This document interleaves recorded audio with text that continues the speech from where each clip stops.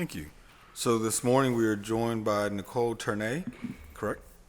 Turney, excuse me, my apologies. If you would simply introduce yourself, tell us a little bit about you and why you're interested in serving on this commission. Yes, so my name is Nicole Turney, and I was born and raised in Pittsburgh, she, her pronouns, and I'm interested in being on this commission just because I believe in the city as a whole, and I want to see our city flourish and thrive, and I think coming to the commission with a reproductive lens mindset and understanding that our communities need better education, support, and much more that the city can provide, and I just want to be a part of that and see how I can help and make the city what I think it can be. Thank you. I don't really necessarily have any major questions. We do have your resume, your bio, all that information, so we've had the opportunity to review your information beforehand.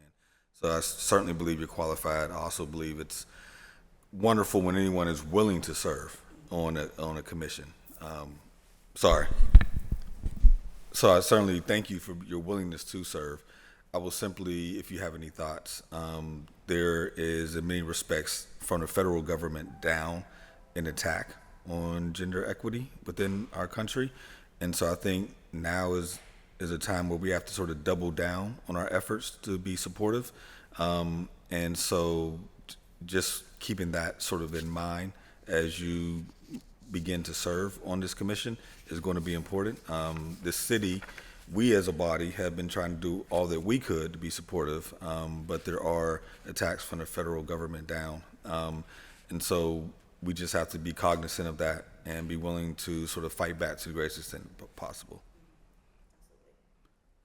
All right. There being no other members, there being no further questions, we've exhausted the business of this interview, and this meeting is adjourned. Thank you. Thank you for being here.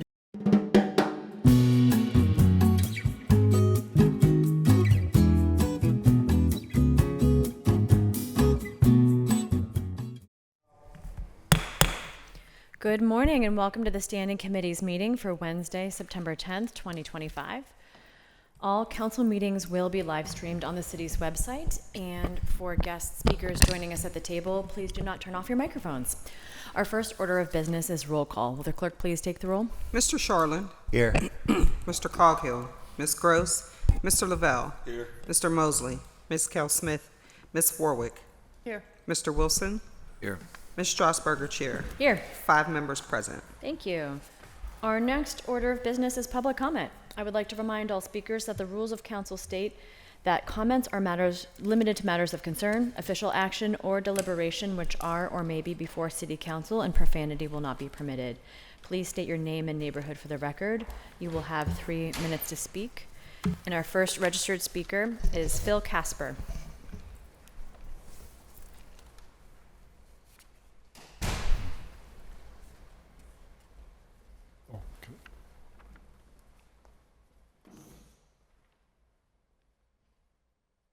Hello, can you hear me? I think you can. We can hear you. I'm so sorry. Hi, my name is Phil Casper. I'm a short-term rental owner. And I had 2 devices up. I have a short-term rental in the city of Pittsburgh, and I just wanted to come and comment on some upcoming legislation that I've heard is being proposed. I just want to tell you a little bit about my short-term rental. I lived in Pittsburgh, love Pittsburgh. My neighbors in Pittsburgh have loved what I've done with my property, making it available for families and people to visit the city of Pittsburgh. Something that my rental has done for my community where I live in Southside Flats is that compared to the tenants prior to me, it was a frat house. It was a dirty house. It was a party, loud, obnoxious. There were so many complaints about the house that we bought and moved into, and we lived there. We cleaned it up, and we have made that home available for short-term rental. Because of Airbnb and VRBO and the rules and our desire to earn 5-star reviews and our desire to not have complaints against our property with Airbnb Airbnb, because that would be detrimental to our business and our ability to be good Airbnb hosts. We do all that we can to make sure we have good guests, rule following guests, quiet, and so that's really important to us that we have. I'm so afraid we might run out of time. This is Phil's wife. I hope it's okay that I jump in there. What I think is important is that we have 55-star reviews. People who stay with us have a great experience. We recommend local restaurants, so we're building up the neighborhood where we live. We pay our cleaners $200 every time they have a turn, something that they make far more than they would at a hotel. Taxable income that the city should value. We also enable families to be able to come and stay. They get to cook. They get to put their kids in a room with things that we provide.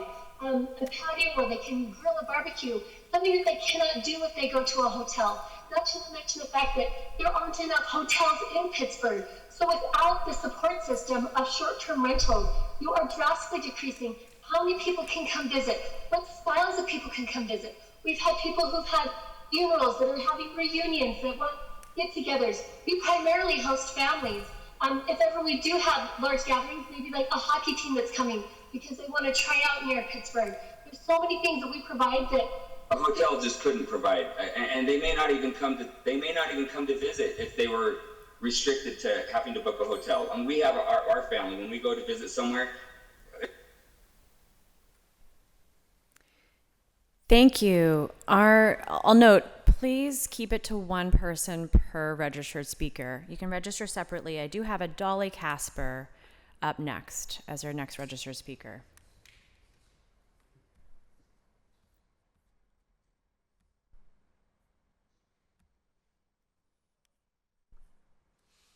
Is Dolly Casper with us?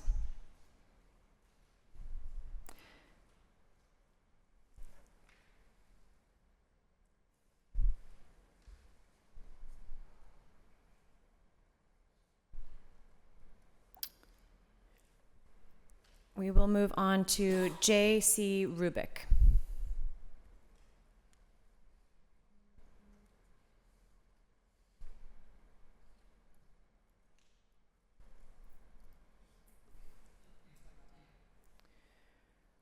We'll move on to Farouk Al-Said.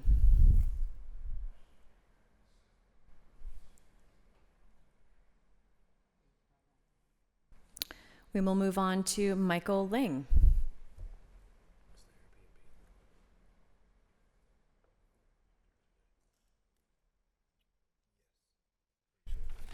Hi. Hi. My name is Mike Ling. I'm a proud owner of an Airbnb at 7325 Kelly Street in Homewood. Our home has 6 bedrooms, each of which we rent out individually. The bathrooms and the kitchen are shared. Each room rents for $49 per night, and if a guest rents for a week or longer, they get a big discount. We are not getting rich off this property. We rent to a wide variety of people, including those who come to town to work at the hospitals, work at or attend the universities, go to sporting events and concerts, and even some people from the area who just need a night or two away from home. Our low prices allow our guests who may otherwise not be able to find affordable accommodations to have a nice, clean, safe place to stay. Our location brings people who would otherwise not come to Homewood into a community that is misunderstood and stigmatized, only to find out that it is a safe, quiet, and peaceful place. Our Airbnb even provides a job to our dynamic house manager, Michelle, who's sitting right there. Michelle is a lifelong resident of Homewood and lives just a few doors down from the house. We believe that our Airbnb is an asset to the community. It is the only Airbnb we own, and trust me, with the amount of work involved, we do not want to own any more. So I plead with you, City Council, to continue to allow us to operate the way we have been so we can continue to provide this valuable service to the community. Thank you for your time. Thank you. Our next registered speaker is John Hanrahan. Good morning, Council. My name is John Hanrahan. I live in Findview on the north side. I'm here to speak in support of Councilmember Gross's proposed regulations on short-term rentals. I'm actually out of town. I'm getting married this weekend. I wasn't initially planning on commenting, but this is a very, very important issue to me, so I'm taking time out of my planning to be with you today.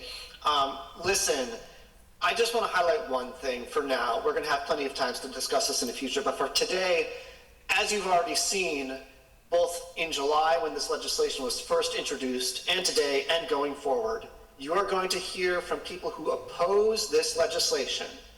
I will bet all, or maybe 98, 99% of the people who oppose this legislation stand to make a profit from short-term rentals.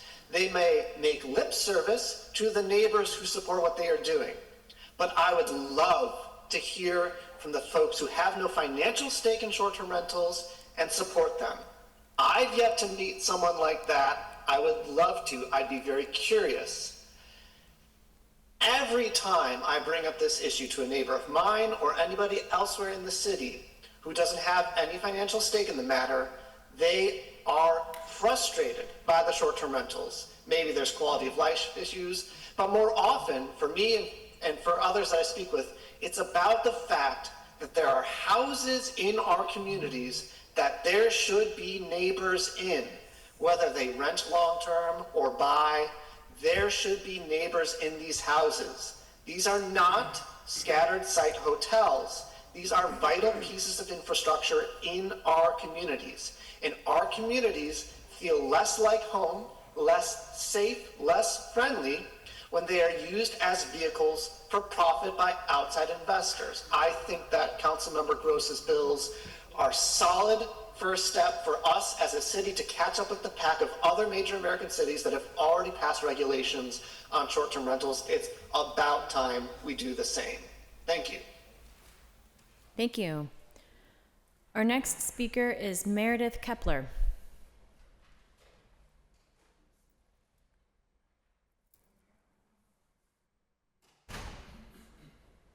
Hi, can you hear me? Yes, we can. Okay, great. Hi, my name is Meredith Kepler. I live in the Mexican War Streets. I'm here to express my strong support for regulations on short-term rentals, and in particular, a ban on full-time STR properties. I live in the Mexican War Streets, and it's truly sad to see how many homes that could be filled by neighbors are instead operating as hotels. We had our Arch Street block party the other week, and there was a bulletin board where people could place stickers on sections labeled with things they value in the neighborhood. Neighbors and community connections were the overwhelming winners, and that's what we're losing every time an investor takes a home out of the residential market and gives it to tourists. There are 4 full-time short-term rentals on my block of 8 homes, and the place next door, which shares a wall with my newborn son's bedroom, is in the process of being converted as well. I'm really frustrated at the idea of him being woken up by bachelor parties or rowdy football fans from out of town. We didn't sign up for this.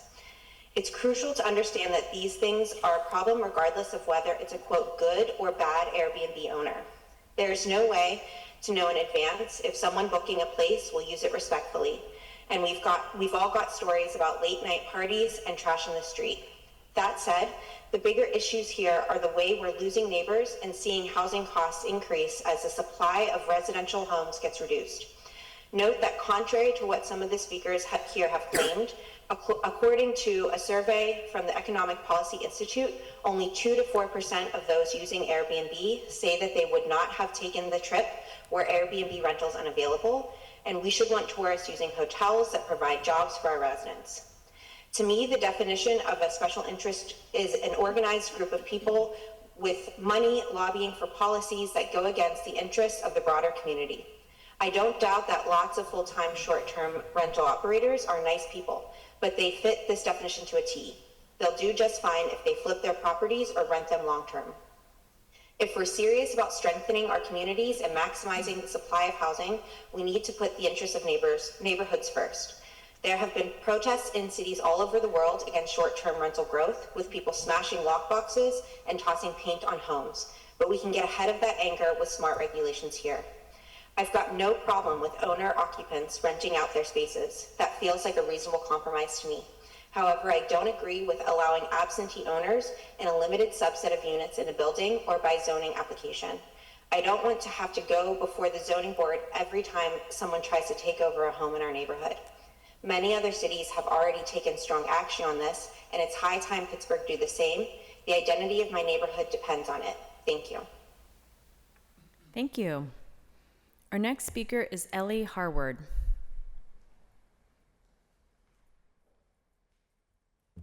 Hello.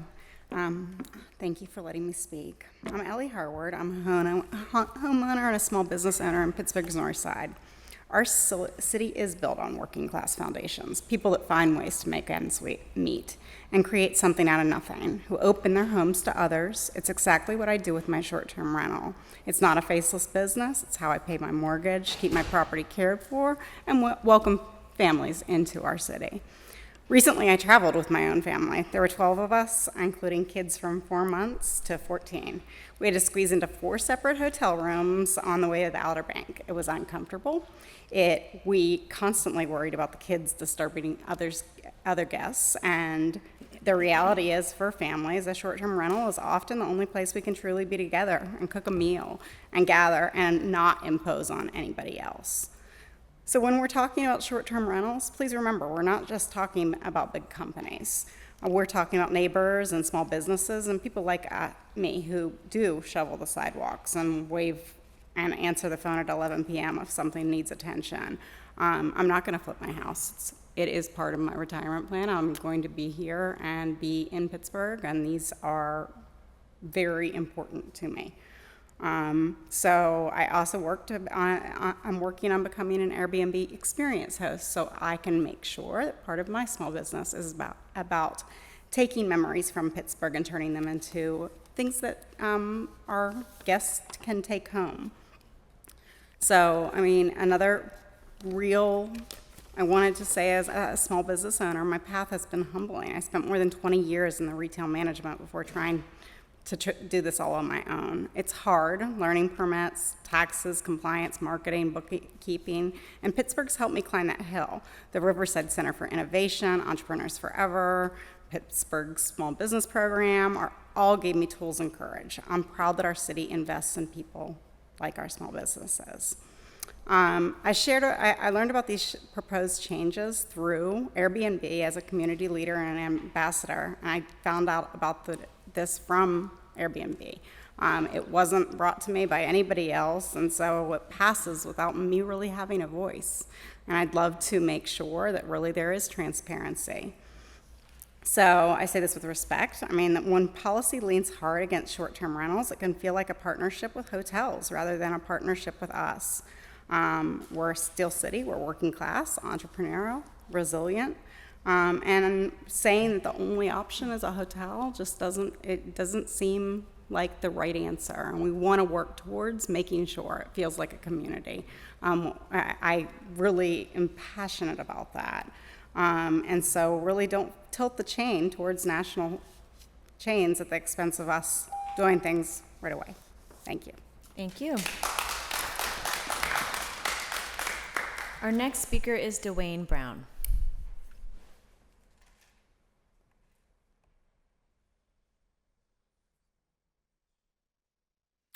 Don't see them. Okay. Our next speaker is Ikahana Helmakina.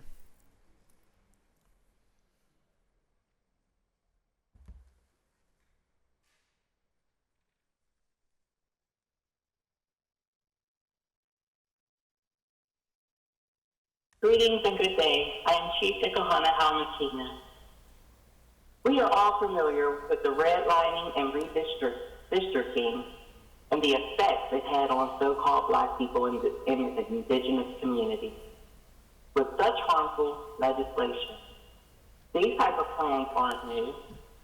These are merely the same old plans being presented to new people in hopes that these plans fly under the radar and are not met with any opposition. Well, I'm here today to speak directly to the members of City Council, asking you each, haven't we all suffered enough from displacement, identity suppression, land theft, environmental injustice, forced assimilation, and a host of other ill-conceived policies that constantly erode away at our quality of life. The legislation being proposed is harmful and does not speak to the needs of the most marginalized communities across the city. Let's not continue to insult the people's intelligence. You are elected to represent the needs of the people who you took an oath to serve. Agencies such as the URA, TREC, Housing Authority, City Planning, others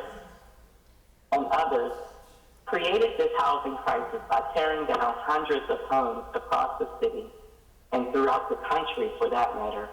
And now, during this rebuilding phase, the new construction, reconstruction that is, as displaced people are no longer considered for your newly built unit, that they no longer qualify, caught up in, and can't afford. These are the very people currently struggling to find truly affordable, low-income housing. And due to this carefully crafted and deceptive legislation, they are left out of the equation. I urge the members of City Council to reconsider the proposed legislation. Thank you and have a wonderful day. Thank you. Our next speaker is Raymond Robinson.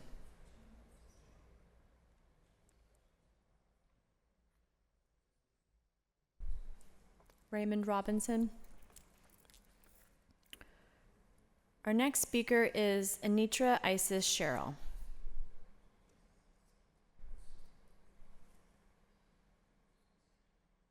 Hi, good morning. Good morning.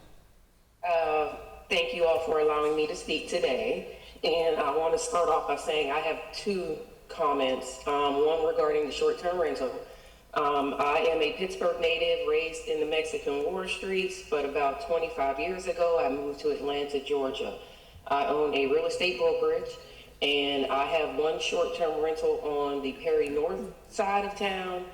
And about 5-6 years ago, I came back to the city to invest in the community, and I manage other rental properties that are full-term as well.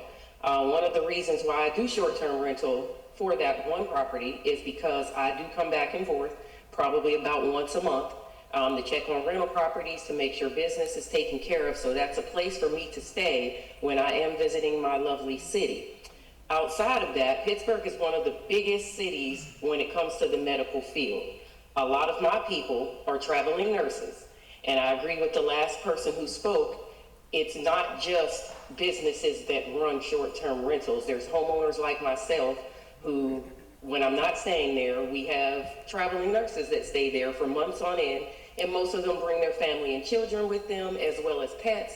So hotels would cost an exorbitant amount of money, and sometimes when they can't get a short-term rental, they just bypass the city and take another assignment.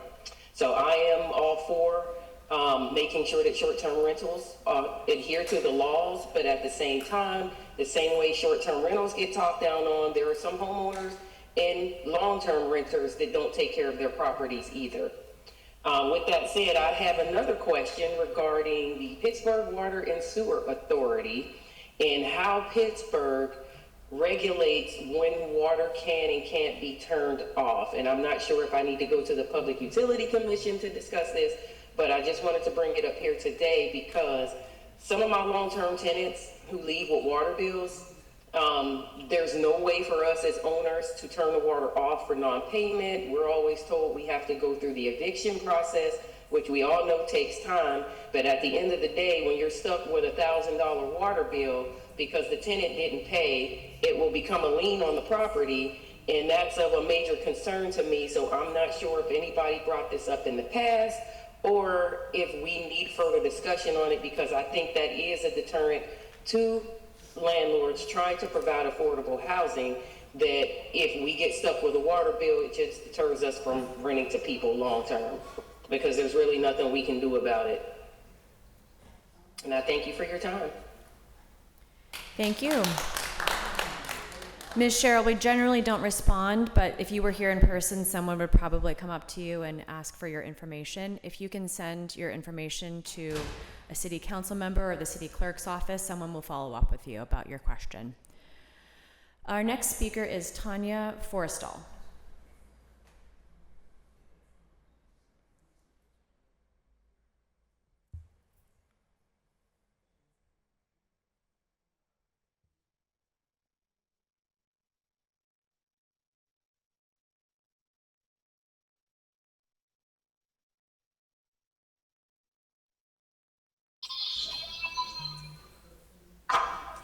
Good morning, can you hear me? We can. Good morning, my name is Tanya Forrestal. Thank you so much for giving me the opportunity to speak today. I started hosting an Airbnb back in 2018 when my husband and I purchased an abandoned foreclosure property and renovated it ourselves on the north side. I opened a guest bedroom in our home to welcome many travelers, often nurses working long shifts or family visiting nearby Cancel Hospital who need affordable accommodations. For this years, as I welcomed 2 more kids, I began renting out our basement and sharing our home with others, helped me make ends while staying home and raise my 3 kids.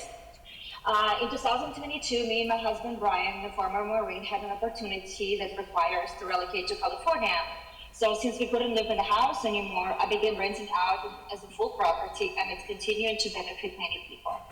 Running my Airbnb property doesn't help just me, it helps others as well. Last year alone, over $14,000 in occupancy taxes were collected from the guests staying in my home and remitted to the city. I also provide the steady work for the Ukrainian refugee who relies on this income while raising her 2 young kids. She came along to the United States. On top of that, I pay my neighbors to help care for my property, and they really appreciate some extra work.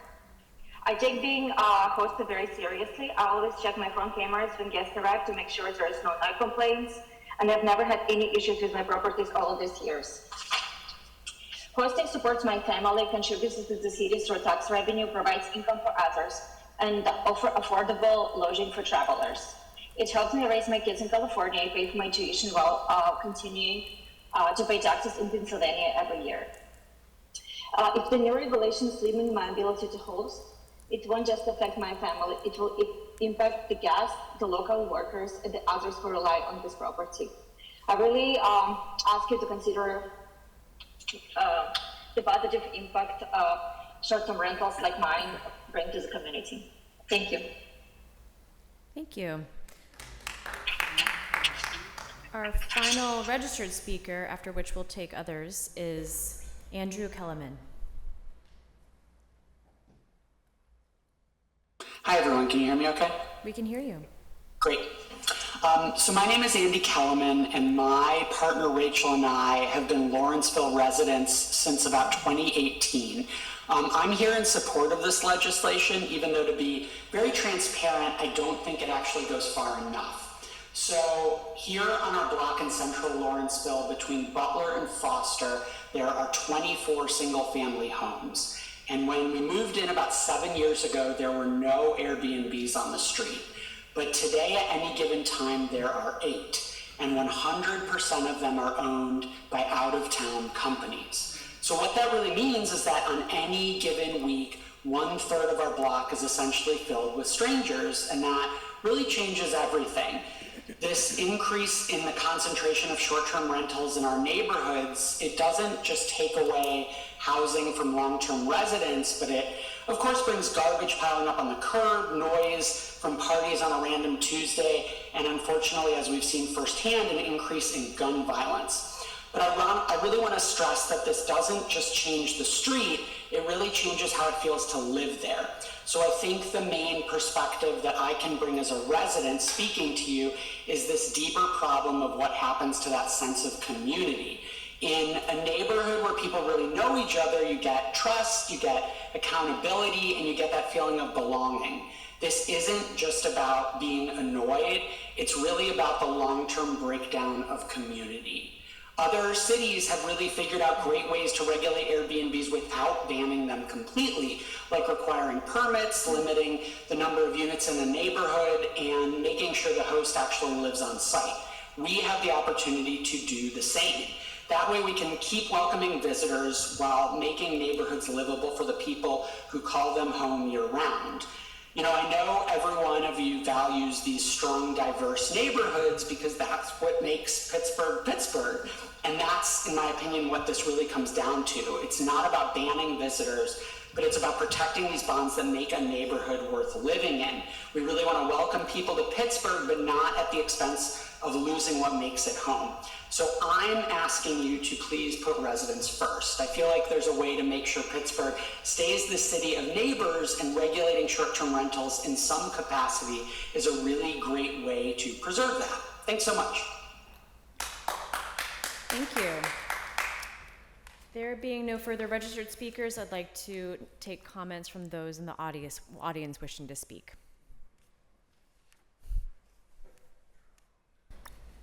Good morning.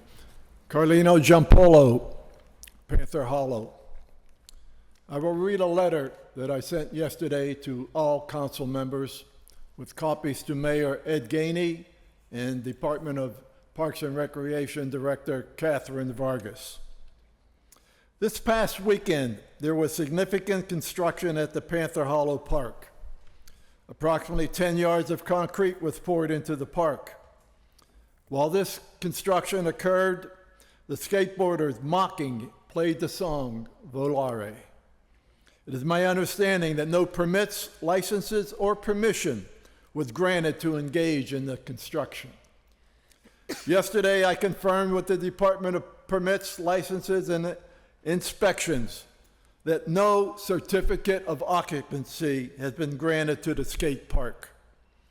The resolution that was passed only changed the park in name, but did not authorize construction, and certainly did not authorize construction without notice, permits, and without city approval. Given the sustained threats and harassment I have received for doing nothing other than advocating that the city council follow its own rules, I filed a harassment report to the city police. I have met with the community resource officer and requested that he meet with council member Barbara Warwick. And she has spearheaded the effort to cede the Panther Hollow Park, a public park, to the private and exclusive use of the skateboarders illegally. My message is the same to all council members today as it was in my previous testimonies. Awaken your dignity and act with integrity. What has been done to date with the park is illegal, and I will now pursue other legal remedies for a court to do what the city council is not willing to do. End of letter. This morning, there were 2 more incidents of harassment. Next speaker, please.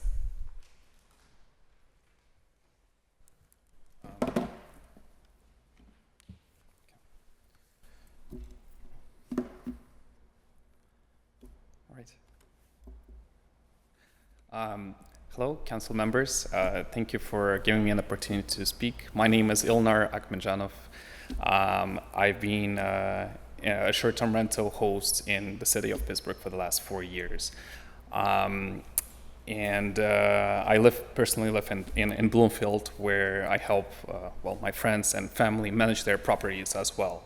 Hosting has been a very, very positive experience for me, allowing me to provide a very safe, clean, and affordable accommodation to the travelers and those who are in need of housing.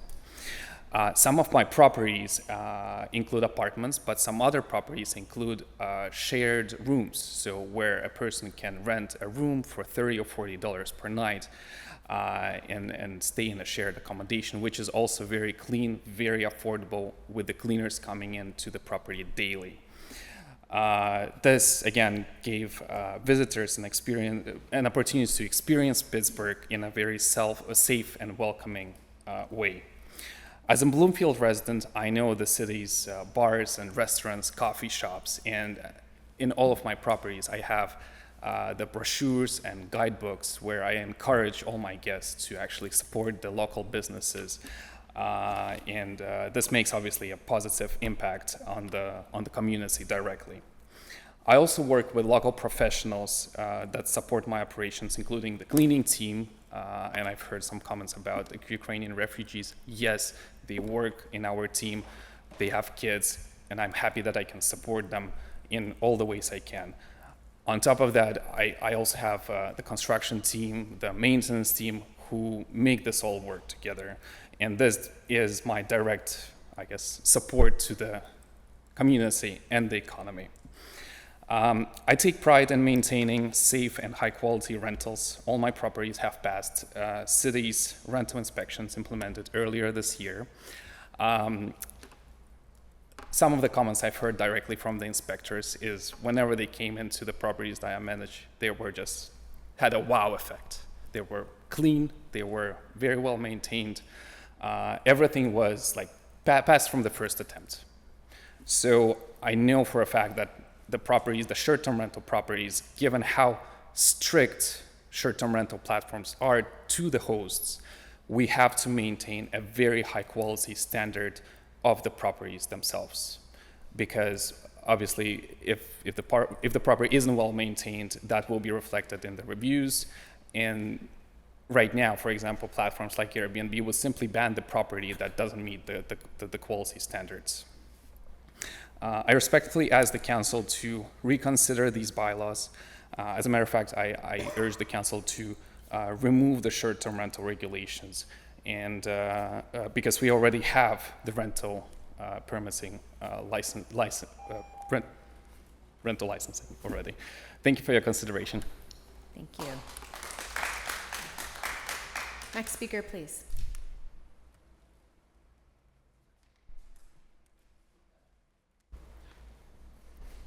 Hi everyone, my name is Casey McGill and I live in Northside on Perrysville Avenue, and I live right next to an Airbnb, and I'm coming here to actually support the legislation. I moved to Northside a little bit over a year ago, and I really wanted to meet my neighbors, and I was really disappointed when I didn't have a neighbor in this gorgeous 4-story, there's stained glass windows.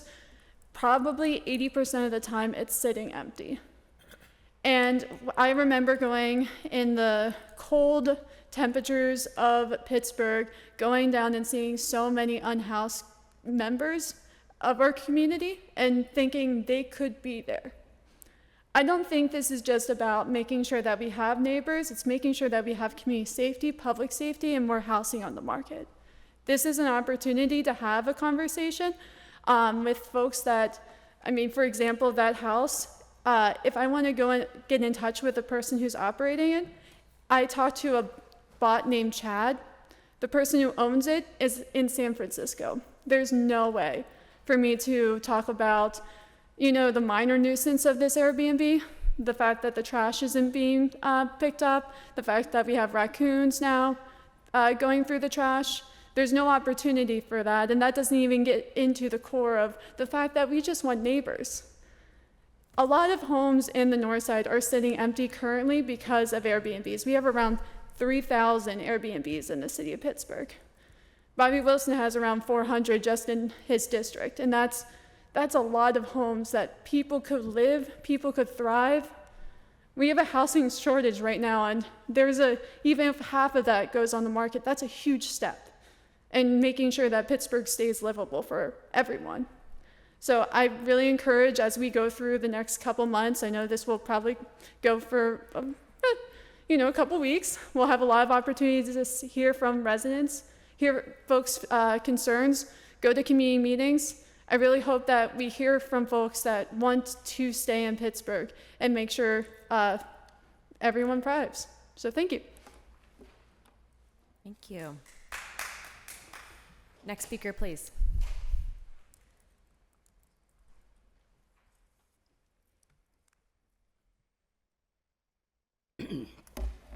Morning, my name is Yvonne F. Brown. I live at 715 Mercer Street. That's the high rise up at the top of Bedford. Yesterday when I came, I spoke about the paramedics from the city of Pittsburgh. And what I really wanted to do was to give them a proclamation, myself. I had brought this yesterday, and I didn't show it, but I want you to see it says, this is to the Pittsburgh paramedics. Because of you, I have renewed hope. I give you honor and praise and honor. The reason why I said that, it was a woman who I brought down here before. She had a seizure. They were trying to take her to the hospital. She's already had a stroke before, but she was saying no. When she saw me, Yvonne, all I want to do is sit out on the bench. I said, well, try to get her to sit on the gurney, but she wouldn't. And she says, I'm not going to the hospital. I said, Robin, they know. I said, you already had a stroke. For you to pass out, it could be. Well, anyway, I had to leave. When I came back, I asked Ray, and he said, yeah, they took her. Well, the reason why I came down, because the paramedics, if you had seen them, it moved my heart. As I said, I was explaining, the main paramedic was dark like our councilman with the white hair. And he was talking to her, and she was saying, I got to get my money. I got to get my keys. He said, you got them in your hand. She said, I got to get my money. He said, I'm going with you, but I tell you, you're going to go to the hospital, even if I have to call the police. See, and when my son was 35 years old, he walked into the house where his woman and him lived. She had a man there that ended up knocking my son out. She explained when my son said, man, I live here, and he turned his head. Well, he was blind in one eye, and he knocked him out, picked him up and butted him, and head-butted him and head-butted him. And when the police came, they ended up leaving my son for what they said. My son came down the steps and he just said, no, no, no, no. He kept saying no, no, no. That's all he said. And when they wrote the report, it has, do you want to go to the hospital? No, no, no. My son was out of his head at that time, and he knew he was in serious condition. He knew it. Anyway, they left him. When they called the paramedics and the police came, they pronounced my son dead. And it's written that the paramedics insisted on working on him. They even wrote when it came to race the N. So you know that's either nigger or niggero, and that's not permitted. They tried to stop them. In fact, if they hadn't insisted, I called the paramedics. I said, thank you for working on my son. I'm coming down here to tell Jens that you as council people, you must listen to us who's going through these situations. Thank you. Next speaker, please.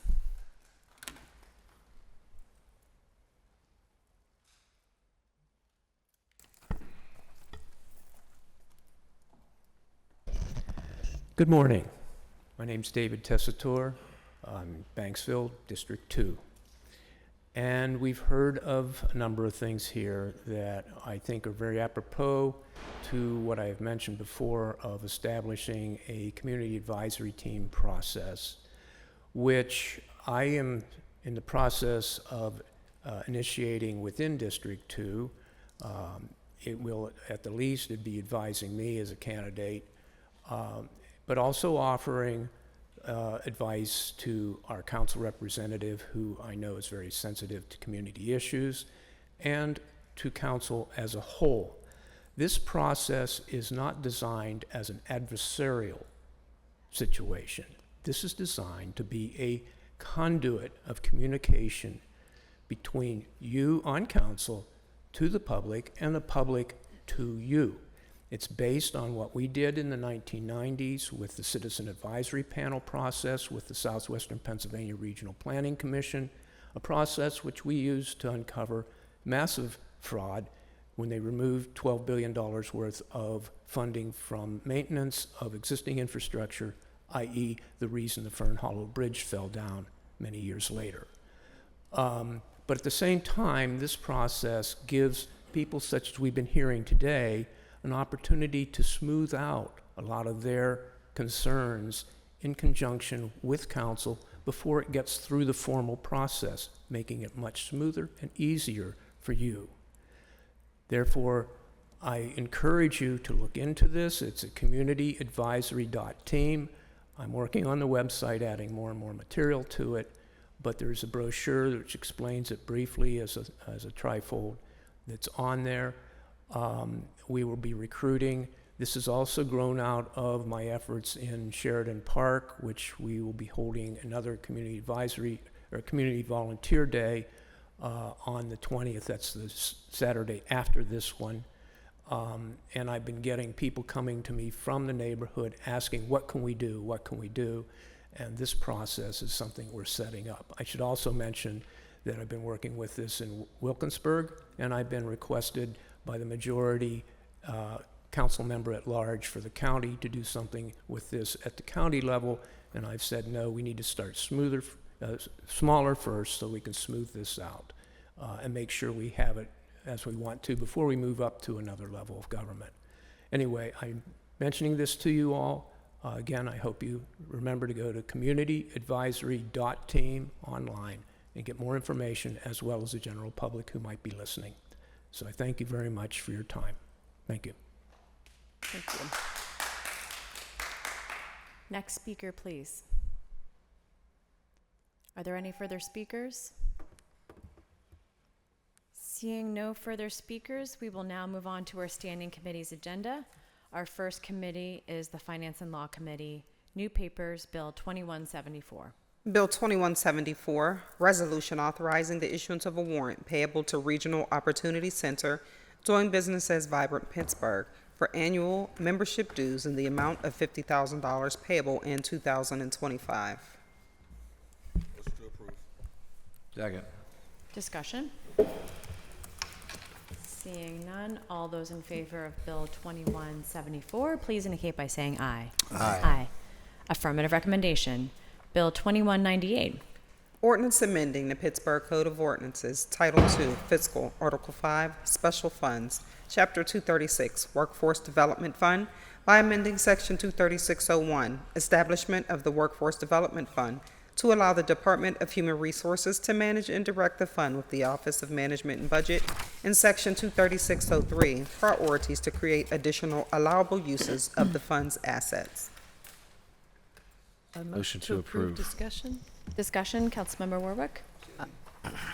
Yeah, so thank you. I'm pretty excited about this bill. So we've talked a lot at the table, and I know I've talked with individual members about how a lack of a driver's license is a big barrier, right, to employment, right, for city workers, for just in general in the trades.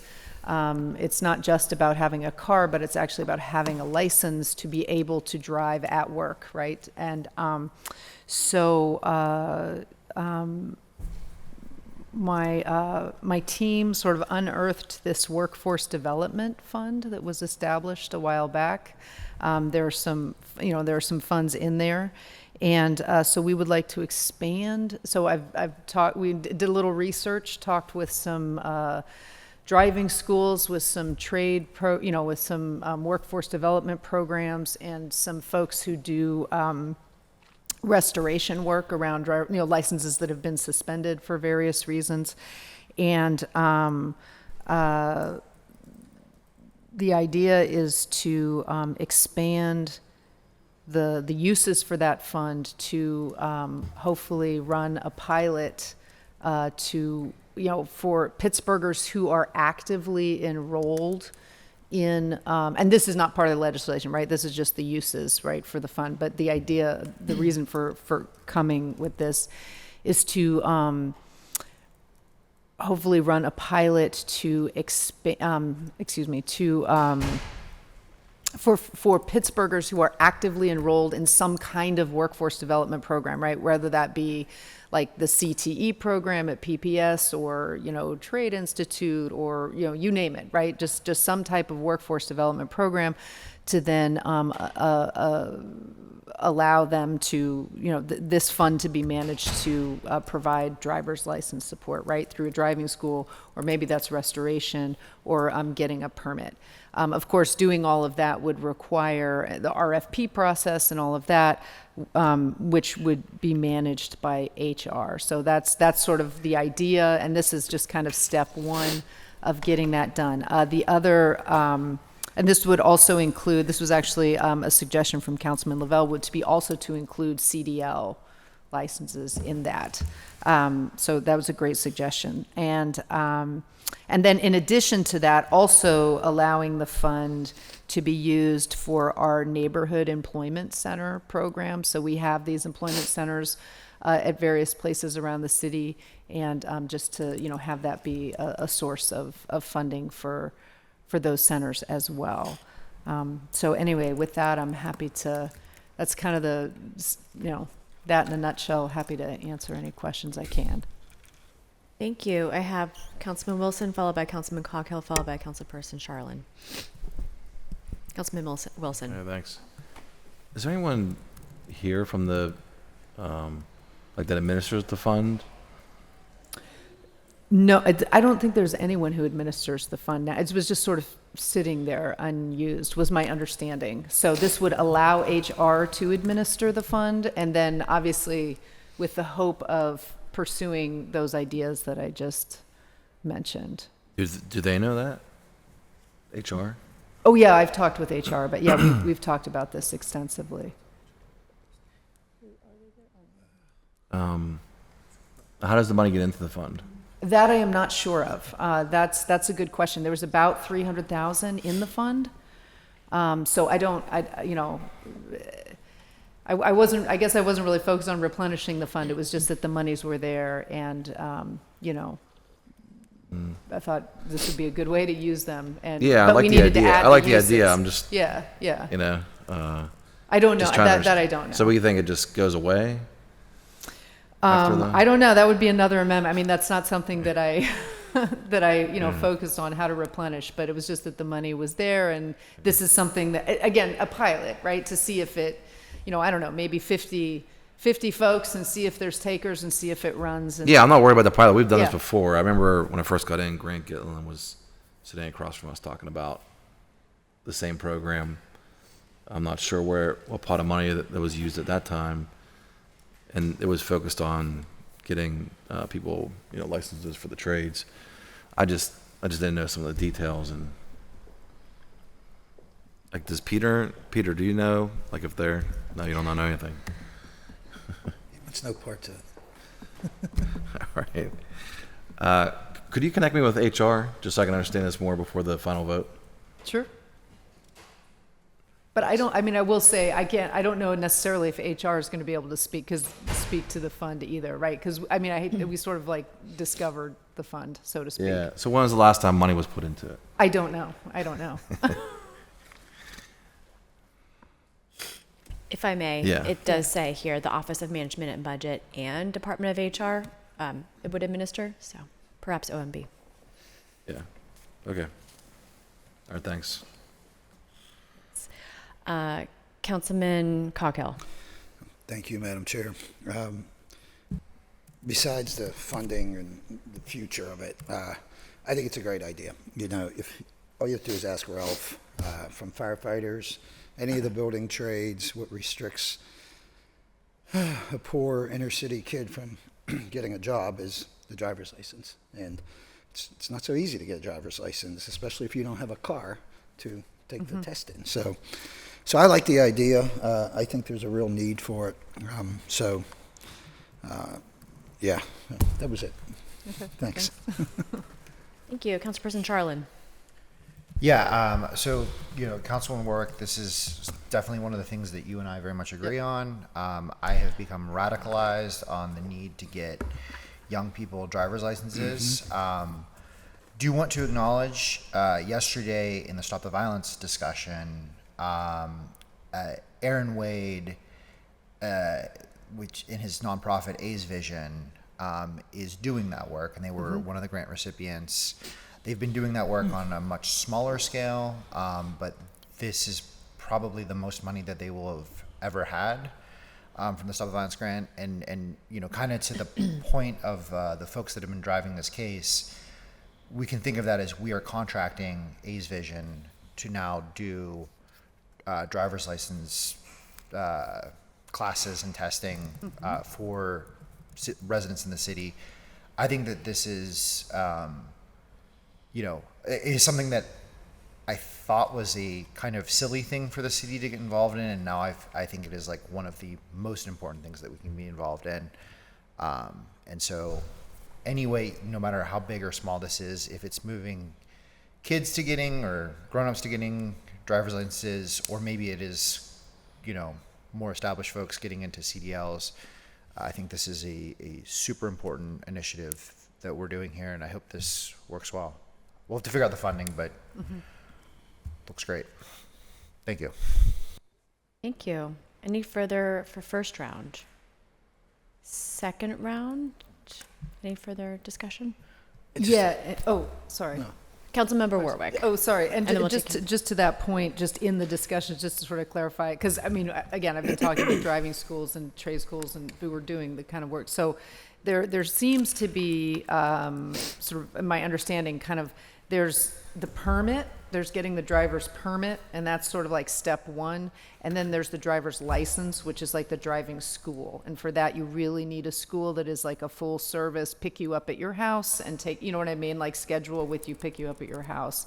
And then of course on the other end, and then the restoration services, which are, that's sort of helping you work through whatever county, whatever the issue is that has your license suspended.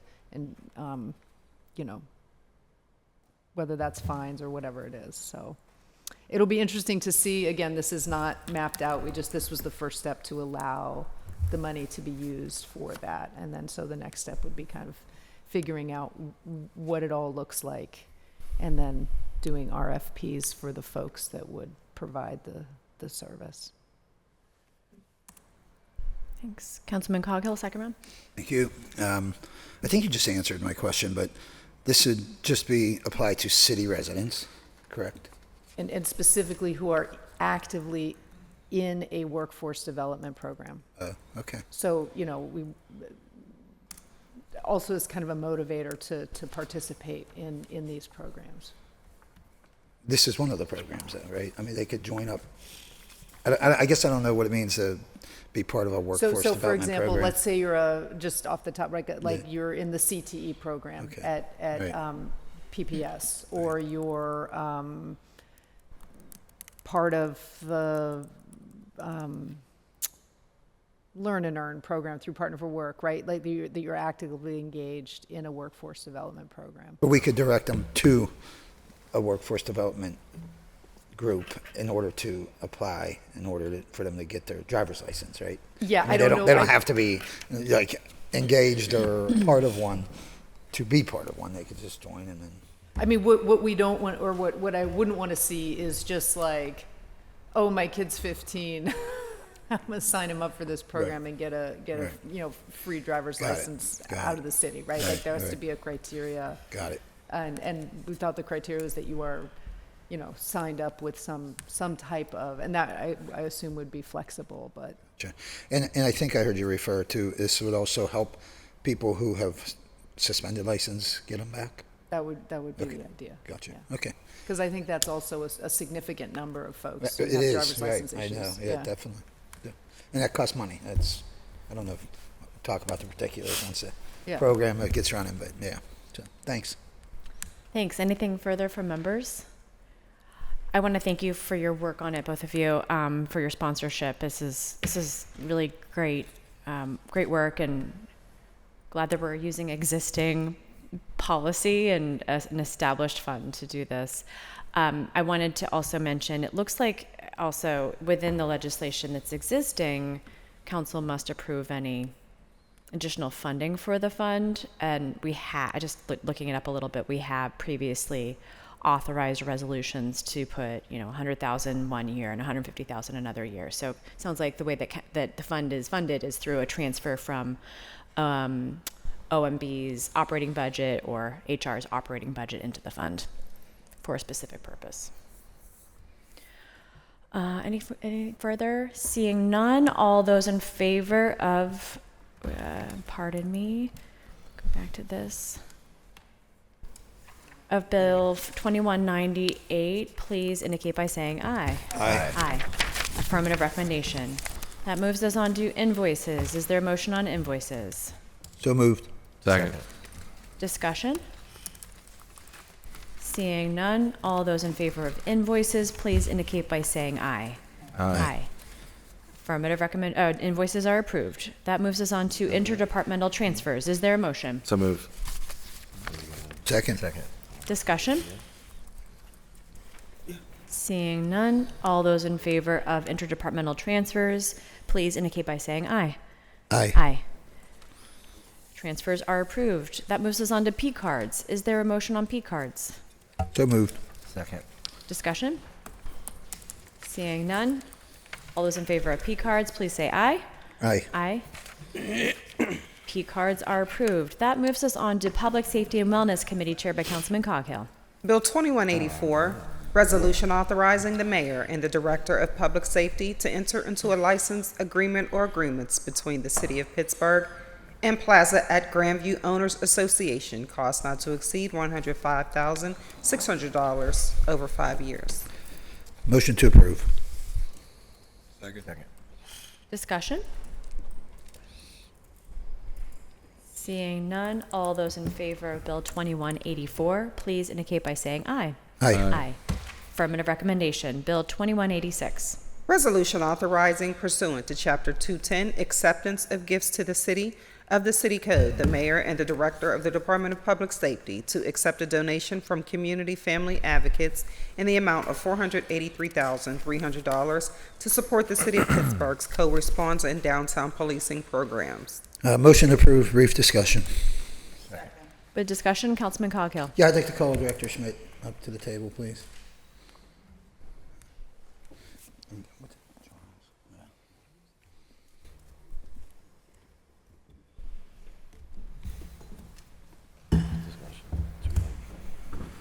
Good afternoon, Charles.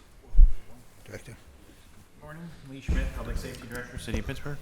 Hello, Charles Showers, Manager of Personnel and Finance for Public Safety. Good. Thank you both for being here. I know you had a busy day yesterday, Director. But just fill us in exactly. First of all, this is safety plan license agreement. This is grant money. Yeah, so this is a grant that we received in conjunction with DHS, Department of Human Services, with the county. These are funds that are to support our efforts around co-response and mental health, as well as general policing in downtown. Oh, okay. So the 483 is a split between the city and county, or is that just our portion? That's our portion. Oh, the that's our county, portion. the county actually equal? received a bigger More? portion of it, but there will likely be other dollars that come to us in the future Right. too. So these dollars will go into like OCHS or Stop the Violence Fund, or how would they be used? Mostly to police overtime downtown, Overtime as well downtown. as Okay. into All OCHS. for all social circled around work. downtown, basically, Correct. right? Okay. That was the agreement with the grant So overtime organization. this has nothing to do with the substation. No, not Yeah, the substation, more the services we're providing between OCHS and police with folks downtown. Got it. That's it for me. Thanks. Thank you. Councilwoman Gross, followed by Councilperson Charlin. Thank you, Madam Chair. And Director, while I have you at the table, I want to ask to clarify about the last bill that we just motioned to approve, because the title says license agreement between the City of Pittsburgh and the Plaza at Grandview Owners Association. It doesn't say for installation of cameras. And the last time we were surprised in Public Safety Department about the installation or licensing of cameras, it was the Eye of Sauron that can see, 100 miles away or something at the top of the UPMC building. And we were surprised and alarmed by that. So can you tell us what are these cameras that it's in the Public Safety Department, and why does the title not say it's cameras if it's a license agreement for cameras? Because I think that's something that we should know. The agreement is for us to place equipment on the facility. Some of it, there are a couple cameras there, but most of it is connectivity for the camera network itself. For what camera network? The city's camera network, But what kind of cameras? the public safety cameras that are across the city. What kind of public safety cameras? What do you mean, what kind? I mean, the kind that can see 10 feet away or the kind that can see 10 miles away? All of them. So ones that are in neighborhoods have to have connectivity. Some of those are through wire, some of those are wireless. Some of what's on that building is connecting, that building over towards the South Hills neighborhoods, that building to North Side neighborhoods, as well as UPMC, and then out to Oakland. I So will that's say, the connectivity part. You said also cameras. yeah, and I'm not sure exactly how many cameras are on that particular building. I believe it's just one or two. But I will say none of the cameras, including the one on UPMC, will zoom in strongly enough to see anything from 100 miles away. How many miles away? I don't know. It's to illegibility if you're trying to read a license plate or something, not at all from those. It's mostly to monitor traffic and other incidents. That are Well, happening. last time you were at the table, we were told it could see all the way into people's bedrooms, all the way to the north side from the top of the UPMC. We didn't tower. say they could see in people's bedrooms. I think people made that assumption. You can see into the north side, you can see into different areas. You're welcome to come down and view them, but they're not to the point that you could identify a person or read a license Okay. plate. You would be able to see people moving, you'd be able to see traffic flow, that sort of thing. Okay, from so those is this license agreement for $105,000 of city funds to put that kind of camera on the tower at Grandview?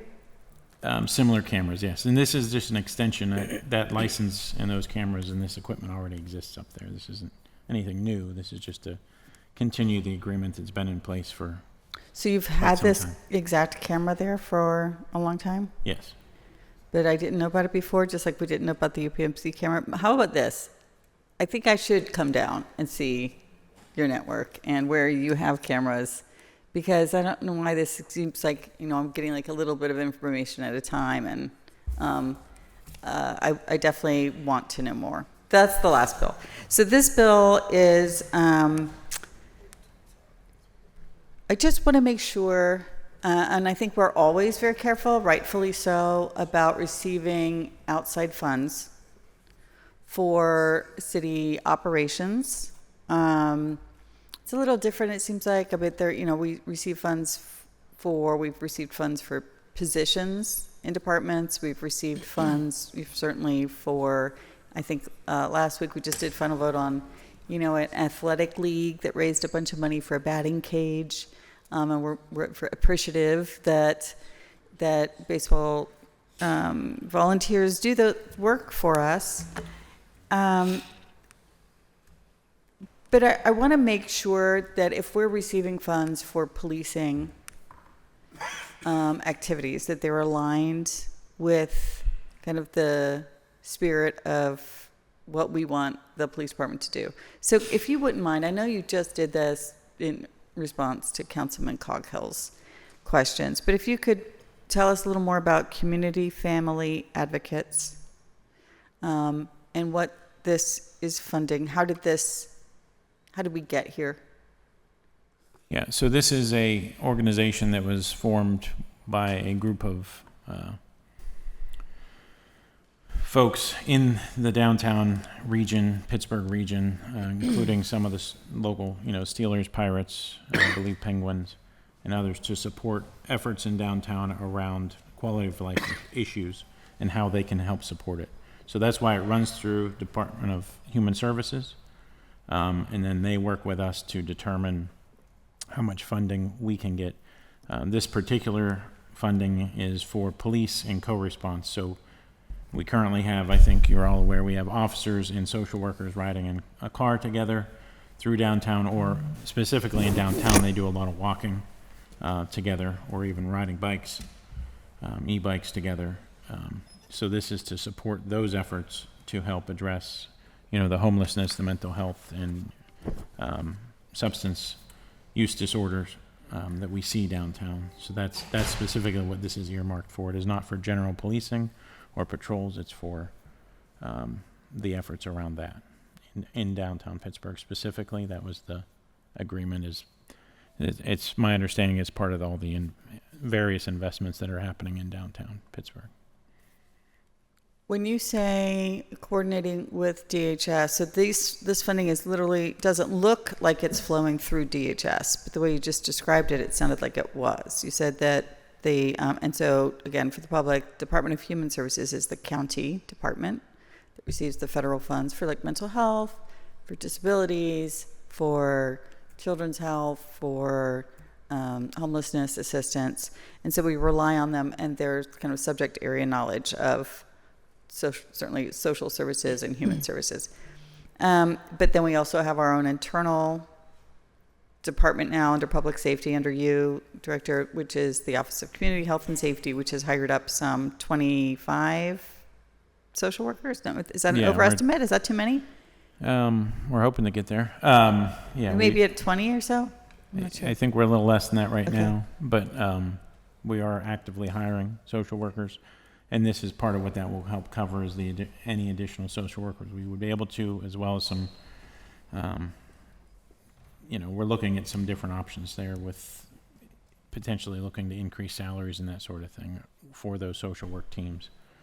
The work we ask them to do is a little different than standard social work, being in a hospital, being in a controlled environment. So we're looking at making sure we're competitive with that.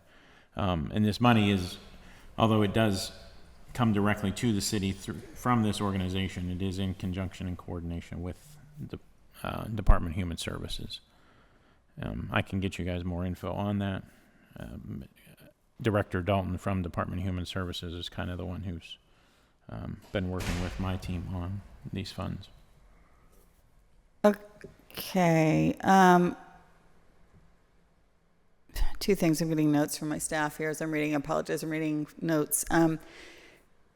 So I think that is aligned. That is aligned with what this council has talked about for many years. We want an increased response that alleviates the burden on officers and also that they're not trained for. So we have invested years of effort and operating budget and into hiring up and building our own basically duplicative social services capacity. And that we have co-response with police now. The last time I got an update, it was daytime hours only in 3 of the 6 zones that we actually are sending out social workers in response to 911 response with officers. Yes. Okay, so we have co-response right now in 3 out of the 6 police zones in the city, and this would add capacity by receiving these grants, or no? No, this just helps fund overtime and additional resources as we deem appropriate. Okay. And I just also want to state for the record that the text file, we don't have the paper text files in front of us. It does say that the check is, the donor in the text file is listed as donnelly-boland.com is the address. The text file does not say Community Family Advocates. I know I'm a harpy and about this kind of thing, but the text files should match the titles and shouldn't say 2 different organizations are doing the donating. So if you could fact check that, I would appreciate this. I absolutely support the spirit of the bill, but I do think it's important always for council to just ask the questions of where's the money coming from? And, do we support the money it's funding? We're not just a rubber stamp on receiving grants. We really can say no. And there may be a time when we will say no and should say no. So I would love to get some follow-up information from public safety, but I'm happy to support today. Thank you. Thank you. Councilperson Charlin. I'm good, thank you. Okay. Council Member Warwick. So I am glad that we're talking about co-response. There, just to sort of make everyone aware, we are planning on a discussion around co-response for the Zone 4 Public Safety Council coming up in a couple of months. I know that this is, in Greenfield, there was an incident late at night, right, of an incident with the police where, at any rate, where someone was shot and killed by police, and it was clearly a mental health situation.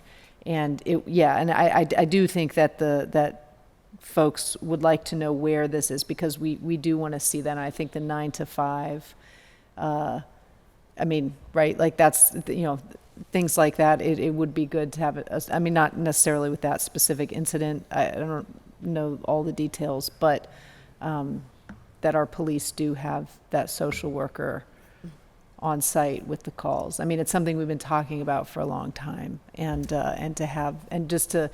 at that meeting, for anyone who's interested, right, it'll be an opportunity for public safety to come and talk about where we're at and how it works and where we want to go, right, with this co-response model, to, as best we can avoid situations like that going forward. Anyway, so I'm hoping that that'll be a good discussion. We'll definitely, spread the word once it's all finalized. Yeah. Yeah, and like I said, that, in full transparency, we still don't have evenings because we have not been able to recruit those positions. It's harder, people that want to work 3 to 11 or 3 to midnight. Or we have them match our officers. We work 10-hour shifts, so they work 4 10s a week. Mm-hmm. But currently they don't get overtime, so we're looking into that as well to make them overtime eligible to incentivize some of that weekend, evening stuff, but then also shift differentials, those sorts of things that traditional folks in public safety already get, but it's newer, for our own social workers. So we've just been having some challenges recruiting those shifts. So we're looking at, even these dollars as ways to figure out how we can incentivize folks to come work evenings, weekends, because mental health crises happen 24/7. Yep. Not just daylight. So. Thanks. Any further discussion? First round. Second round, Councilman Coghill. I just want to take this opportunity to tell you, I met with Director Alicorn. I think I'm saying, is that correct? Pretty close. Yeah. Okay. All right. Yesterday, and I'm very pleased with the work that they came in and helped me with, and we'll talk off camera as to how they helped me out in certain situations. So much has been made lately about the Stop the Violence funds, and I think we saw the people down here talking. I think there's a lot of good things going on, but no better than OCHS, I feel like, just judging by a couple situations that I utilized them in, and I just wanted to plug Director Alicorn and her team. So thanks. And you. Thanks. Thanks. Further discussion? Seeing none, all those in favor of Bill 2186, please indicate by saying aye. Aye. Aye. Affirmative recommendation. Thank you all. Yeah. That moves us on to Public Works and Infrastructure Committee, chaired by Councilmember Warwick. Bill 2222, resolution authorizing the mayor and the director of the Department of Public Works to enter into an agreement or agreements with Larson Design Group for costs associated with limited pre-construction and construction services, management, inspections, and special inspections related to new construction of a combined public safety station, and providing for payment not to exceed $732,937.34 over a period of 2 years. Motion to approve? Second. Discussion? Seeing none, all those in favor of Bill 2222, please indicate by saying aye. Aye. Aye. Affirmative recommendation. Deferred papers, Bill 2133. Resolution amending Resolution 336 of 2024, That's my which one. authorized the mayor and the director of the Department of Mobility and Infrastructure to enter into an agreement or agreements with the Redevelopment Authority of Allegheny County for the purpose of receiving and spending grant funds in the amount of $100,000 to develop a transit plan in the West End by increasing the grant amount by $100,000 for a new total project cost of $200,000. Councilwoman Smith has requested a 2-week hold on this bill. So Do we need a motion to approve? So and a motion to second, approve? And then we'll. Second. Yeah. And then motion for a 2-week hold. Motion 2-week hold, second. Discussion on the 2-week hold? Seeing none, all those in favor of a 2-week hold for Bill 2133, please indicate by saying aye. Aye. Aye. Aye. Affirmative.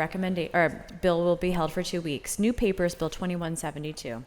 Resolution authorizing the mayor, the director of public works, and the director of the Department of Finance to enter into a lease agreement or lease agreements with Pittsburgh Center for Arts and Media for the use of the Scaife Residence and the Scaife Annex Marshall Garage, parcel ID 85D50, for a period of 20 years and an annual rental fee of $1. Motion to approve? Second. Discussion?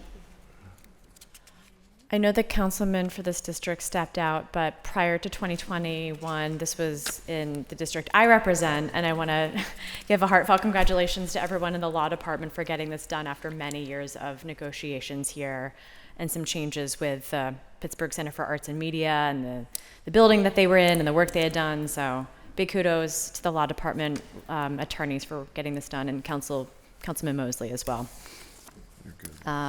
Discussion? Any further discussion? Seeing none, all those in favor of Bill 2172, please indicate by saying aye. Aye. Aye. Affirmative recommendation. Bill 2176. Resolution granting a vacation of Mulberry Way, a 20-foot right-of-way from 12th Street to 13th Street at no cost to the city, 2nd Ward, 1st Council District. Motion to approve? Second. Discussion? Seeing none, all those in favor of Bill 2176, please indicate by saying aye. Aye. Aye. Affirmative recommendation. Bill 2177. Resolution granting a vacation of East General Robinson Street and Goodrich Street at no cost to the city, 23rd Ward, 1st Council District. Motion to approve? Second. Discussion? Seeing none, all those in favor of Bill 2177, please indicate by saying aye. Aye. Aye. Affirmative recommendation. Bill 2178. Resolution granting a vacation of Casino Way, a 15-foot right-of-way from North Homewood Avenue and Zenith Way at no cost to the city in the 13th Ward, 9th Council District. Motion to approve? Second. Discussion? Seeing none, all those in favor of Bill 2178, please indicate by saying aye. Aye. Aye. Affirmative recommendation. Bill 2179. Resolution granting unto Almano LP, their successors and assigns, the privilege and license to construct, maintain, and use at their own cost and expense at no cost to the city, foundation footings and foundation drain at 4612 Lytle Street in the 5th Ward, 5th Council District. Motion to approve, but it should be the 15th ward. So would you like to make a motion to approve second, and then we'll make a text amendment or voice amendment? Okay. So do we have a second? Second. Discussion, Councilmember Warwick. Yeah, I'd just like to make a voice amendment to change 5th ward to 15th ward. So noted. Thank you, Madam Clerk. Any further discussion? Seeing none, all those in favor of Bill 2179, please indicate by saying aye. Aye. Affirmative recommendation as amended. The next bill is 2180. Resolution granting unto Carnegie Mellon University, their successors and assigns, the privilege and license to construct, maintain, and use at their own cost and expense at no cost to the city, SOE walls, a nitrogen tank, remote filling station, concrete pad, stormwater vault, 2 storm manholes and clean-out curbs, generator pad, a small portion of generator, screening fence, water meter vault, retaining walls, ticket gate, tree planters, and sown seating landscape features at 4664 Forbes Avenue, 4th Ward, 8th Council District. Motion to approve? Second. Discussion? Just out of curiosity, do you know what this is for? We both have info from Carnegie Mellon. This is for their R.K. Mellon Hall of Sciences at the corner of Craig and Forbes. Okay, thank you. Yep. Further discussion? Seeing none, all those in favor of Bill 2180, please indicate by saying aye. Aye. Affirmative recommendation. Bill 2182.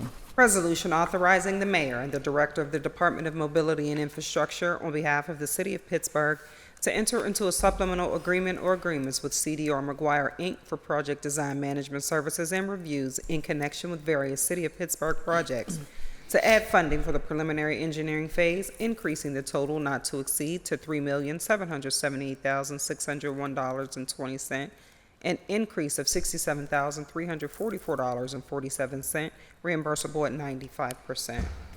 Motion to approve? Discussion? Seeing none, all those in favor of Bill 2182, please indicate by saying aye. Aye. Aye. Affirmative recommendation. That moves us on to Land Use and Economic Development Committee, chaired by Councilman Wilson. Bill 1938, ordinance amending the Pittsburgh Code Title 9, Zoning Code, Article 1, Introduction and Establishment, Section 90203, Zoning Map, to rezone several parcels from R1DM, Single Unit Detached Residential Moderate Density, to P Parks parcels from R1DH, Single Unit Detached Residential High Density, to P Parks and Parcel 50C350 from RP Residential Plan Unit Developments to P Parks District in the Garfield neighborhood. Motion to hold for cablecast public hearing. Second. Discussion? Seeing none, all those in favor of holding Bill 1938 for cablecast public hearing, please indicate by saying aye. Aye. Aye. Bill will be held. Deferred papers, Bill 1417. Bill 1417, ordinance amending the Pittsburgh Code Title 9 Zoning Code Article 1, Introduction and Establishment, Section 90203 Zoning Map, to rezone parcels 45A166 and 45E43 from R1DH, Single Unit Detached Residential High Density, to UCMU, Urban Center Mixed Use. Motion to hold for cablecast public hearing. Second. Discussion? Seeing none, all those in favor of holding Bill 1417 for a cablecast public hearing, please indicate by saying aye. Aye. Aye. Bill will be held. Bill 2181, excuse me, Bill 2081. May we read 2081 and 2082 together, please? Bill 2081, ordinance amending and supplementing the Pittsburgh Code Title 7, Business Licensing, Article 7, Service Businesses, adding a new Chapter 768, Short-Term Rental Housing, and Bill 2082, ordinance amending and supplementing the Pittsburgh Code Title 9 Zoning, Article 5, Use Regulations, Chapter 911, Primary Uses, 91102 Use Table, and adding Section 91104A101, Short-Term Rental, and amending and supplementing the Pittsburgh Code Title 9 Zoning, Article 5, Use Regulations, Chapter 912, Accessory Uses and Structures, by adding Section 91209, Short-Term Rental. I would defer to the bill sponsor. We need a motion and a second. Motion to approve with discussion. Discussion, Councilwoman Gross. Thank you. Members know that yesterday I motioned for a post agenda so that we can kind of clarify as council members what are our questions about short-term rentals in general, the impact of regulation in the city, and about the particularities of these two bills. So I'd like to hold these two bills for the post agenda on short-term rentals. Motion for hold for cablecast or for a post agenda. Is there a second? Second. Discussion? Motion to hold the bills for the post agenda. I already motioned for the post agenda yesterday. Motion to hold the bills for the post agenda. Thank you. Second. Is there a second? Discussion? Seeing none, all those in favor of holding bills 2081 and 2082 for a post agenda, please indicate by saying aye. Aye. Aye. Bills will be held for a post agenda. That moves us on to Recreation, Youth, and Senior Services Committee, chaired by Councilwoman Cale Smith. Bill 2188, resolution authorizing the mayor and the director of the Department of Parks and Recreation to enter on behalf of the city of Pittsburgh into an agreement or agreements with Allegheny County Department of Human Services for the city's operation of its senior community centers. Said agreement or agreements shall be for a term of 1 year at no cost to the city, with compensation to the city not to exceed $785,709. Oh, motion to approve? Second. Discussion? Seeing none, all those in favor of Bill 2188, please indicate by saying aye. Aye. Affirmative recommendation. Bill 2189. Resolution amending Resolution 32, effective January 29, 2025, which authorized the mayor and the director of the Department of Parks and Recreation to enter into agreements in individual amounts of $10,000 or less with performers, instructors, artists, referees, and persons with specialized skills in connection with the department's recreational and instructional programs and special event services by clarifying the payment methods that may be used for said expenses. Motion to approve. Second. Discussion? Seeing none, all those in favor of Bill 2189, please indicate by saying aye. Aye. Affirmative recommendation. Bill 2191. Bill 2191, resolution authorizing the mayor and the director of the Department of Parks and Recreation to enter into an agreement or agreements with the Pittsburgh Board of Public Education for the purpose of providing meals in connection with the 2025-2026 food service program. The total cost shall not exceed $750,000 over 1 year. Motion to approve. Second. Discussion? Seeing none, all those in favor of Bill 2191, please indicate by saying aye. Aye. Affirmative recommendation. Bill 2194. Resolution submitting a recommendation of the Commission on Naming Public Properties to name the playground within Townsend Park the Bill Coleman Memorial Playground. Motion to approve. Motion to hold for public hearing. Discussion?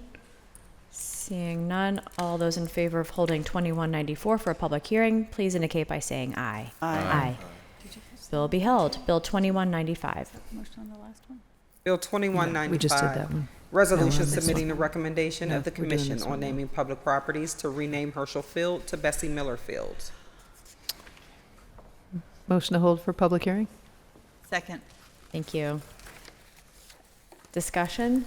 Seeing none, all those in favor of holding a 2195 for a Cablecast public hearing, please indicate by saying aye. Aye. Bill will be held in 2196. Bill 2196, resolution submitting a recommendation of the Commission on naming public properties to rename the baseball softball field of Banksville Park from Tower Field to Bill Mullen Field. Motion to hold for public hearing. Yes. Discussion? Seeing none, all those in favor of holding Bill 2196 for a Cablecast public hearing, please indicate by saying aye. Aye. Aye. Bill will be held. That moves us on to Innovation, Performance, Asset Management, and Technology Committee, chaired by Councilwoman Gross. Deferred papers, Bill 2058, resolution amending Resolution 877 of 2024, authorizing the mayor, 84? the director of the Department of Innovation Schmidt? and Performance, and the office of the mayor to enter into an agreement or agreements or amendments thereto with Encapsulate, now doing business as Accenture, to upgrade the city's customer relationship management system and our related capabilities and processes by increasing the approved amount by $30,000 for a total cost not to exceed $1,125,755.33 over 3 years, subject to appropriation by City Council in future budget years. Motion to approve. Brief discussion. Second with discussion, Councilwoman Gross. Yes, we have some questions, I think, about this bill because we're actually trying to remember which bill it is, which is why we've been sidebarring. So my apologies. As the chair, I should have done my homework to remember which bills were in my committee, but I've forgotten which one this was. Do we have someone from IP here? No. You know what? That's okay. We're going to have a very long day today. So how about I just hold this for 2 weeks? It's great. Awesome. Good idea. Motion to hold 2 weeks. Second. Good idea. I will note, I believe this is the extension, this is the additional licenses for the CRM. Which is, Right. Yep. it is the bill that we had questions on. Yes. Okay. Right. And can I just add? And we have a meeting that we're going to set up. Yeah. Sure. So again, I think the concern that hasn't been assuaged from employees and from members is the impact on 311 services. So while there's some benefit that has been articulated in the past, there are also some concerns about how it's actually been effectuated and impacting people's work and services to residents. And so we still need to schedule those internal conversations between departments, it feels like, to make sure that members' concerns are assuaged. Thank you. So there's a motion to hold for 2 weeks and a second. All those in favor of a 2-week hold for Bill 2058, please indicate by saying aye. Aye. Bill will be held for 2 weeks. New papers, Bill 2175. Resolution amending Resolution 628 of 2024, authorizing the mayor and the director of innovation and performance on behalf of the city of Pittsburgh to enter into an agreement or agreements and amendments thereto with Vision Point Systems to obtain Twilio Flex support services with the general objective of retaining VPS to provide exceptional and reliable services for our call centers by increasing the approved amount by $32,000 for an amended total cost not to exceed $48,000 over 3 years. Motion to approve? Second. Discussion? Seeing none, all those in favor of Bill 2175, please indicate by saying aye. Aye. Affirmative recommendation, Bill 2185. Resolution authorizing the mayor and the director of public safety to enter on behalf of the city of Pittsburgh into a professional services agreement or agreements with Roll Call Technologies, LLC, for a web-based secondary employment scheduling system in an amount not to exceed $85,392.12 over 5 years. Motion to approve? Discussion? Seeing none, all those in favor of Bill 2185, please indicate by saying aye. Aye. Affirmative recommendation, Bill 2190. Resolution amending Resolution 489 of 2024, which authorized the mayor and the director of the Department of Parks and Recreation to enter into an agreement with Information Age Technologies, Inc. for the co-pilot annual subscription fee for the Healthy Active Living Senior Center software by including the negotiated fee amounts for 2 and 3 years of the 3-year term and increasing the cost by $52,690 for a new cost not to exceed $73,690. Motion to approve? Discussion? Seeing none, all those in favor of Bill 2190, please indicate by saying aye. Aye. Affirmative recommendation.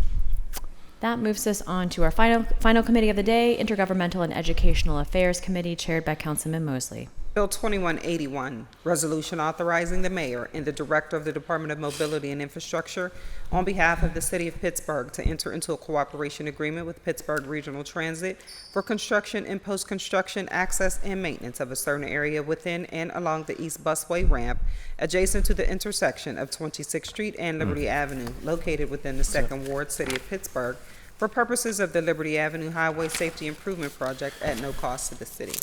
Motion to approve. Second. Second. Discussion? Seeing none, all those in favor of Bill 2181, please indicate by saying aye. Aye. Affirmative recommendation. That exhausts our standing committee agenda. We do have announcements. This afternoon at 2 p.m., Council will hold a cablecast public hearing on Bill 2025-1545 relative to housing needs assessment loan zoning legislation. Speaker registration will close at noon today. We have 3 minutes. If anyone else wants to register. The day of the hearing. Thursday, September 11th at 1:30 p.m., Council will hold a cablecast public hearing on Bill 2025-1968 relative to a historic designation for Anethid House. Speaker registration will close at 11:30 a.m. the day of the hearing. Next week, Council will hold their regular meeting on Tuesday, September 16th, and Standing Committee's meeting on Wednesday, September 17th, both at 10 a.m. To register to speak at these meetings, please fill out the sign-up form on the council meeting webpage by the deadline. You might also call the clerk's office at 412-255-2138. Is there anything from members?